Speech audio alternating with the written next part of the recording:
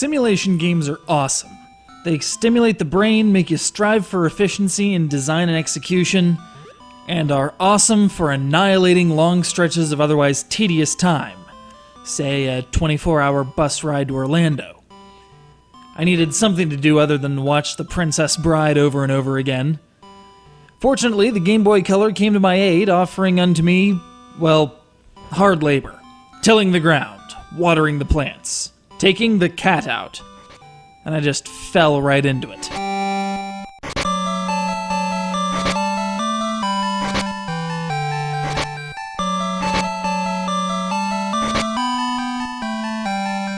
The original Harvest Moon was one of the last and greatest games to hit the Super NES, and interpretations on the same farm-managing gameplay soon made their way to the Game Boy and later the Game Boy Color.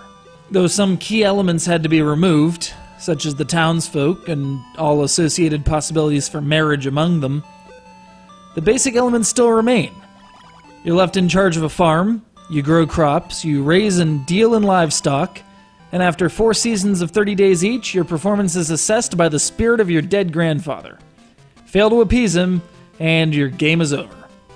You start out with just your pet, some basic tools, and a farm overgrown with weeds, stumps, and rocky outcroppings. It's up to you to restore order to this sun-baked field of entropy. The time of day and your own physical limitations are your primary opponents, as it takes only a field of hoeing or a couple destroyed boulders to bring you to your knees.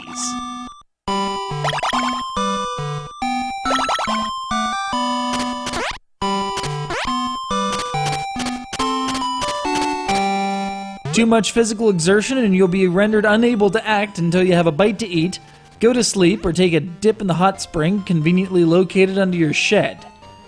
Say hi to the gnomes, too. They'll run your farm in your absence if you ask them nicely. And feed them. Apparently they don't like the mushrooms that grow right next to them. If you're not abusing the gnomes, though, you'll be kept busy tending animals, watering plants, and doing the farm's other day-to-day upkeep. As you progress, improved items will be made available, such as a sprinkler for moistening larger areas, and sharper tools for ease of destruction. The downside, though, is that for as fun as this game is as a mental exercise, it's a horrible strain on the ears. You'll be hearing the same couple tracks over and over again as you go about your daily rounds, and those tracks really aren't even that good. Keep your music device of choice on hand and just feast your eyes and mind on this one.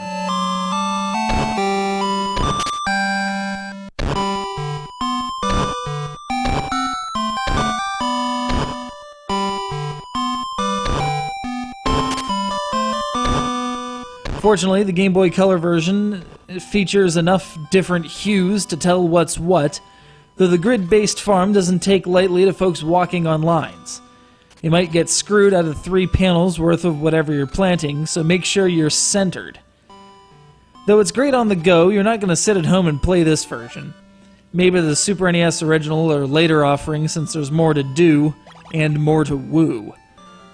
And while the primitive sound and stripped-back mechanics might be a little harsh by today's standards, the comforting routine is great for making large pieces of time disappear. You'll be in Orlando before you know it.